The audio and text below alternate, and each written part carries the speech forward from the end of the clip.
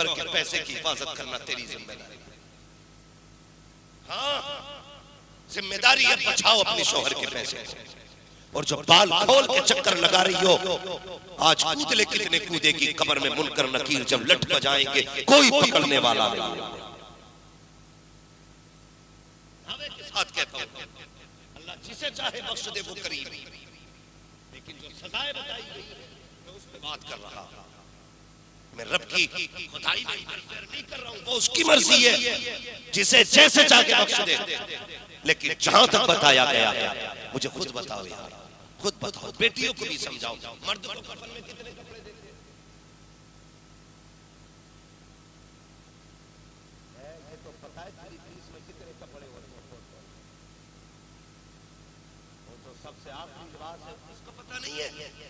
कुछ भाई हमारे बोल गए माशाल्लाह, कितने कपड़े होते हैं? सारे बोले कितने? 3 कपड़े। याद रखना, जिस मार्केट में जाकर के तू पैंट शर्ट खरीदता है, उसी मार्केट में तेरा कफन भी बिकता है। हाँ, उसी मार्केट में कफन भी बिकता है। और औरत के कफन में कितने कपड़े होते हैं? माशाल्लाह, अल्लाह सलामत रखे। मुझे सेक्रेटरी साहब जो है अपने, क्या नाम है, मंजूर अहमद भाई, जो भी नाम है बदल लेंगे इंशाल्लाह। तो ये हमारे मंजूर भाई हैं, इन्होंने मुझे बताया कि अल्लाह का शुक्र है ये बस्ती भले कम लोग हैं लेकिन सारे ही दीनदार लोग हैं। बहुत खुशी हुई। सेक्रेटरी साहब ने बताया अल्लाह का शुक्र है सारी नमाज के पाबंद है। सुभान अल्लाह। मैं आज खुश हुआ हूं। 10 लाख के मजमे में बोलने में इतना मजा नहीं आता जितना नमाजियों की महफिल में बोलने में मजा आता है। बहुत गौर से मेरी बात सुने। कितने कपड़े? 5 कपड़े। उनमें 2 कपड़े कौन से बढ़ गए? माशाल्लाह, 2 कपड़े औरत के बढ़ाए गए। सब चाहता तो 3 कपड़ों में इसके लिए भी कफन काफी होता, लेकिन 2 कपड़े बढ़ाए गए। एक कपड़ा सीने के लिए एक्स्ट्रा, एक कपड़ा सर के लिए एक्स्ट्रा। कभी कभी ऐलान होता है, कब्रिस्तान जाना होता है, लोगों पीछे हट जाओ, औरत को कब्र में उतारा जा रहा है। मैं सोच के हैरत करता हूँ, भाई आज ऐलान कर रहा है इसे कब्र में उतारा जा रहा है, लोग पीछे हट जाएं। जब ये मार्केट जाती थी तब तेरी ज़बान पर ताला क्यों लगा रहता था? जब नंगे बाल ये खुला करके घूमा करती थी तब तूने क्यों नहीं कहा मेरी बेटी आरकी के पीछे हट जाया करो, मेरी बहन आरकी के पीछे हट जाया करो? जब कब्र में उतारा जाता है कपड़ा लगा दिया जाता है ताकि किसी की नजर इसके कफन पे न पड़े। कल जब शादी में बदन पे नजरें पड़ रही थी तब ताले लगे थे जबान पे। आज कब्र में उतारते वक्त जबानों को ताले खोल के कहते हो बेटी कब्र में उतारी जा रही है, लोगों नजरें बचा लो। लेकिन कब्र में उतारी जा रही है, लोगों नजरें बचा लो। बीवी कब्र में उतर रही है, लोगों नजरें बचा लो। अब कुछ नहीं होने वाला, क्या कि अच्छा होता तूने जिंदगी में कह दिया होता मेरी बेटी गुजर रही है, नजरें नीचे कर लेनी। नारे तकबीर, नारे रिसालत, मसलके आला हजरत। क्यों नहीं कहा उस वक्त? क्या सोचते हो आज का पर्दा बचा लेगा? काफी होगा सिर्फ आज का पर्दा। 5 कपड़े औरत को रब ने दिए। मालिक बता 5 कपड़े क्यों?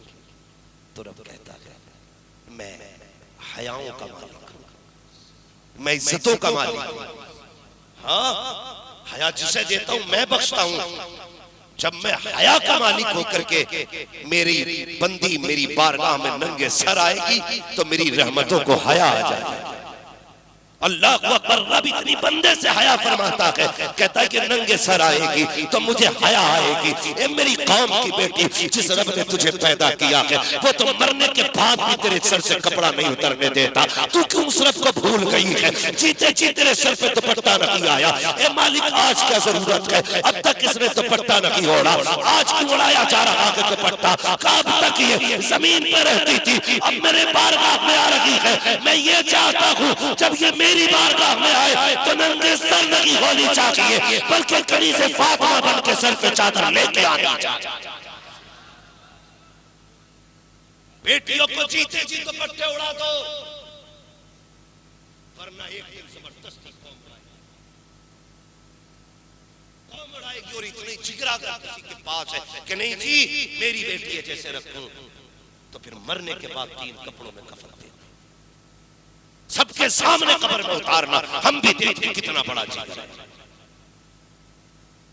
खुदा के वास्ते बेटे को पर्दे में ले आओ, इनके सरों पे हाथ चादर डाल दो, हाथ चादर डाल दो। अगर बेटी जन्नती हो गई ना, अल्लाह बेटी के सदके में माँ बाप को भी जन्नत अता फरमा देगा। शर्त बेटियां जन्नती बनाओ, इन्हें जन्नती, इनके सरों पे दुपट्टे दो, इन्हें हया सिखाओ। ये धोखा देते हैं जो लोग कहते हैं ना कि इस्लाम ने औरत का हक मारा है, झूठ बोलते हैं। और जो कहते हैं औरत बराबरी की है मर्द की, तो कौम की बेटियों से एक सीधा सा सवाल। कभी कभी बस में सफर करते हैं तो हम सीट पे बैठे हैं या कोई मर्द सीट पे बैठा है, कोई लेडीज चढ़ती है तो कहती है तुम्हें नहीं पता है औरत खड़ी और तुम बैठे हो, क्यों? अब क्या हो गया? जब मार्केट में तुम दुकानदारी कर रही थी तब तो बराबर थी मर्दों के, बिजनेस में भी बराबर है, दौड़ में भी बराबर है, कबड्डी में भी बराबर है, कुश्ती में भी बराबर है, तो फिर यहाँ सीट पे बराबर क्यों नहीं है? हम खड़े हो सकते हैं, तू नहीं हो सकती। ये है बराबरी का तसव्वुर। और इस्लाम ने औरत को इज्जत दी है,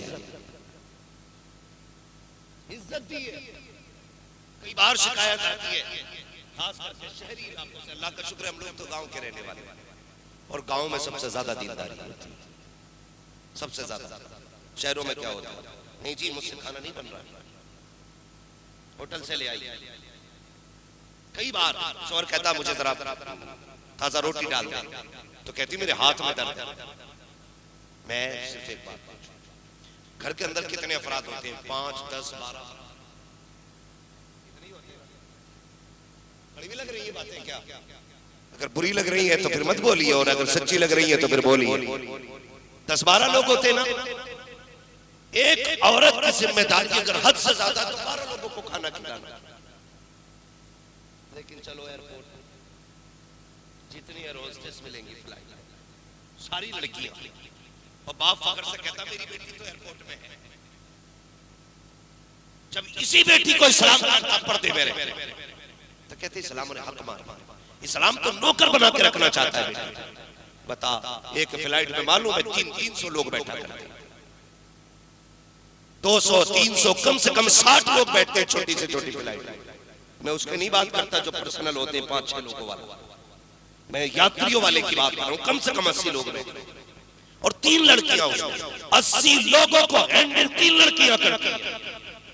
हर एक से पूछना सर कुछ चाहिए, सर कुछ चाहिए, सर कुत्ते की निगाह से देख रहा है इसे, तभी इसकी इज्जत नहीं जाती।